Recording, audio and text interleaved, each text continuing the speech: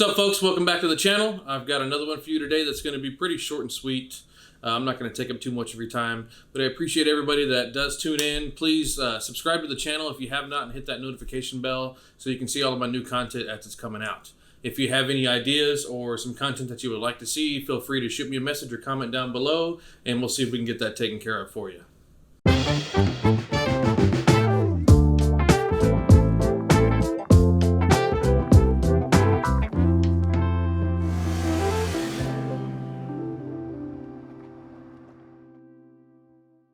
So in a lot of my previous videos, a lot of my headshots and some of my portraits where I like to get a little more creative, I tend to go kind of off the deep end, using different lights, different modifiers, even throwing in gels.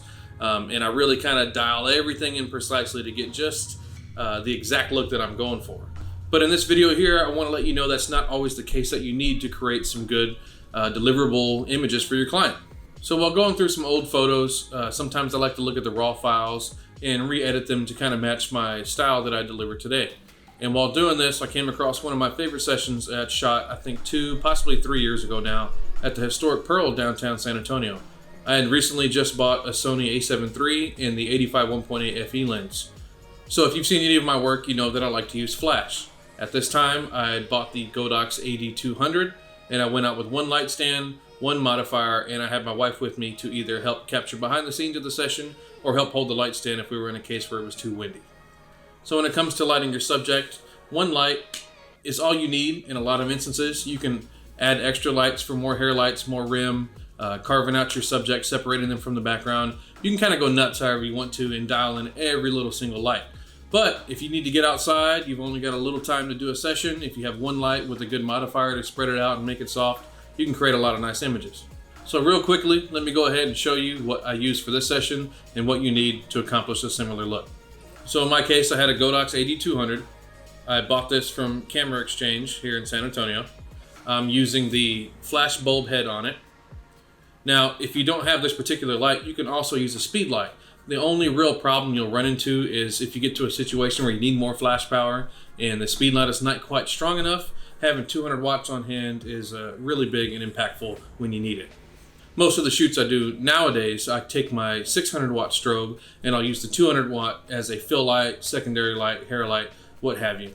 But in a lot of cases, 200 watts can get it done for you. So for my speed lights or this AD200, they will fit in one of these Godox brackets you have right here. You're able to take your flash, put it inside, tighten it down, and after you get this sucker put in place, this is what's going to allow you to put it on a light stand and add various modifiers to it. So this bracket here will fit Bowen's mount modifiers that you can snap in, lock into place, or it's got a spot here in the middle where you can put anything that's like an umbrella or any speedlight modifier that has that metal rod in the middle that you can put in here to secure it. So when I was doing this session at the Pearl, I didn't own any Bowen's mount modifiers at the moment. I didn't have my 8600 that required something like that. So I got one of the speedlight modifiers here with this metal rod in the middle. It's got a nice silver reflective inside. So what I like to do when I put in light in one of these is I point the light direction towards the center to where it fills in the light around, hits that silver reflective backing, and it'll punch out through your diffusion panel on the front, spreading out a nice soft light.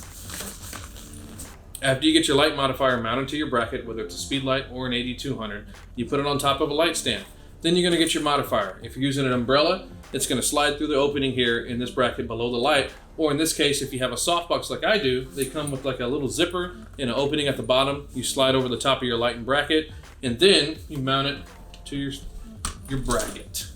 You slide it through with the metal rod, you tighten it down, and it's going to sit, something like this on your stand. So as I mentioned before, I have my bulb facing towards the inside. So when that goes off, it fills up that inner space, hits that silver reflector part. A lot of modifiers will have a white inside part, and that'll bounce backwards through your white diffusion panel, which goes over the front of this, giving you a nice spreadable soft light. Basically at this point, you got your light on the stand, you got your modifier put in place, you've got your camera, you just need whatever trigger corresponds to the current flash system that you use, and you're ready to rock and roll.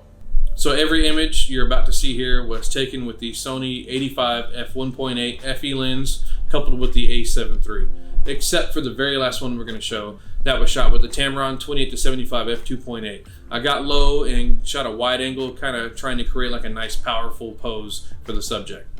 For one of the poses in here, I'll even throw in a natural light shot and then the shot I got with this one light and the flash to kind of show you two different looks you can use when you learn how to use a strobe a little bit. Thanks everybody for tuning in and making it this far. Check out this video and behind the scenes, and we'll catch you next time.